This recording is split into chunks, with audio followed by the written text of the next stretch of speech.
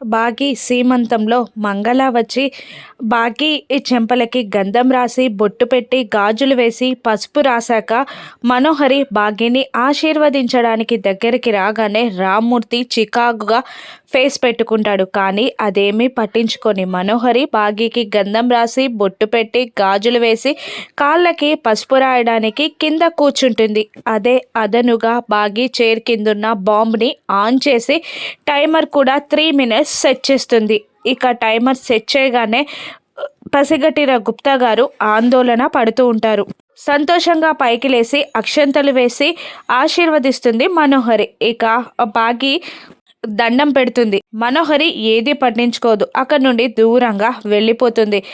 Amar bomb squad కోసం వెళ్ళగా అక్కడ వాళ్ళు మత్తులో ఉండడం చూసి అనుమానం మొదలవుతుంది. రాథోడ్కి కాల్ చేసి చెప్పేది విను రాథోడ్, అక్కడే బాంబు ఉంది అనగానే రాథోడ్ షాక్ అవుతాడు. మరోవైపు ఆందోళనగా ఉన్న గుప్తా గారిని ఆరు ఏమైందని అడుగుతుండగా నీ సహోదరి కూర్చున్న కుర్చీ కిందే బాంబు ఉంది బాలిక అని చెప్పగానే షాక్ అవుతుంది ఆరు. ఆ తర్వాత అమ్ము కూడా వెళ్ళి బొట్టు పెట్టి గంధం రాసి గాజులు వేస్తుంది. ఆ తర్వాత అంజు కూడా గంధం రాసి గాజులు వేస్తూ ఉంటుంది.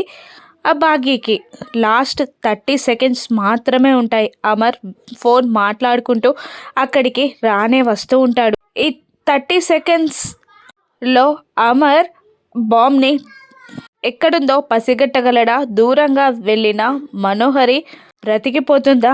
బాంబ్ పేలుతుందా? బాగి పిల్లల ప్రాణాలు పోతాయా? ఆరు కాపాడగలదా? రాను నెప్సెస్లో చూద్దాం. Thank you for watching.